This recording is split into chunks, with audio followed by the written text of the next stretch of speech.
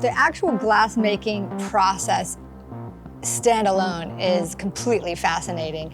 It's alchemical. We are still at its mercy of the melting. We're literally taking sand and boiling it to a liquid and adding our breath.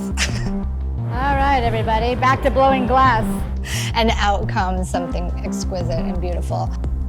One of the recurring things that I like to use in glass is letting glass find its form. I use a lot of organic textures, refracting light through layers of precious metal, such as silver or gold leaf, and torching that metal and letting it boil on the surface of the glass and making an alchemical process. I love right here where the silver starts getting reduced. I wish I could capture that heat and color right there. My name is Julie Conway. I'm a glass artist, lighting designer. I'm the owner of Illuminata Art Glass Design, based here in Georgetown, Seattle. And these platters will be spun out here on the pipe, but then eventually drilled and suspended from a large ceiling about 22 feet high. I can remember my first literally molten blob of glass that I made 20 years ago. And immediately I was attracted to the light used in the making of glass. And once I started actually making a form of glass that I could use functionally, I started experimenting the way light refracts and reflects through the glass. And that, to me, is my biggest passion of combining the two. Making a beautiful glass artwork and seeing how it can illuminate or transform a room or space by bending the light through color or metals or any other kind of applications that might be unique to that property. When I first started making work, I wanted to make something functional and beautiful, something that takes an artistic eye, that takes a look at a space and unites it by integrating other elements in that space, clients' desires. Maybe there's a color or a special item in the room or a goal from a transformative experience.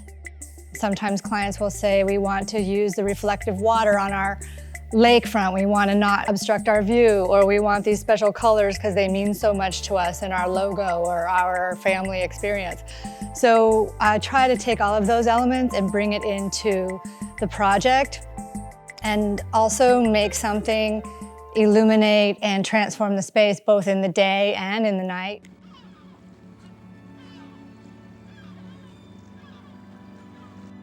People all over the world are exploring this material and making a livelihood out of it and developing ideas or pushing the boundary or evolving the material into a new artistic development. My first real experience about functionality in space was when I went to university in Europe. I was taken away with everything handmade in a room where it might have been marble floors or handmade fireplaces, window lintels. The key to my apartment was 9 inches long, handmade metal. And I just felt like you could feel the maker in every bit of a space in a room and the experience of the daily life. I am so lucky. I first came to Venice in 1992 as a student and from France. And when I got invited to work here in 2003, I'm still one of the very few women who have actually worked hot glass in Venice. Mi amico, mi maestro. Julie. Yeah. We met there 15 years ago. He take my class, and after we keep friendly for a long time, no? Yes. I think you have taught me well. Thank you, maestro. Grazie a voi.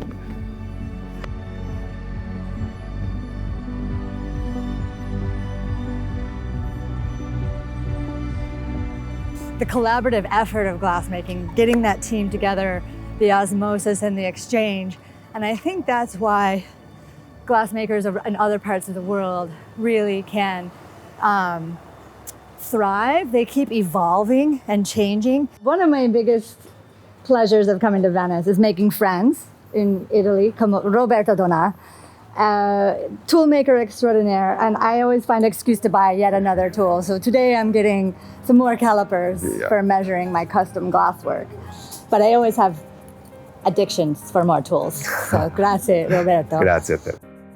The making of something unique in this world of mass fabrication and mass consuming of products is very special and unique for me and the clients. My clients tend to collect several pieces over the years, or we might make a collection of several rooms. But that story of being handmade, the mark of the maker in the pieces, you can tell the metal is hand-formed, the glass is handmade, there's a quality to every process of the piece. And then the assembling and the care of shipping, there's all kinds of components that make this a handmade object. One of the biggest passions for me is to make patterns of light and shadow that expand further than the source of light and the source of glass. To push that light through and cast those shadows is something that's just very exciting to me, and I always get surprised every time I make something new, illuminating it for the first time and seeing what happens. And that to me is really the magic.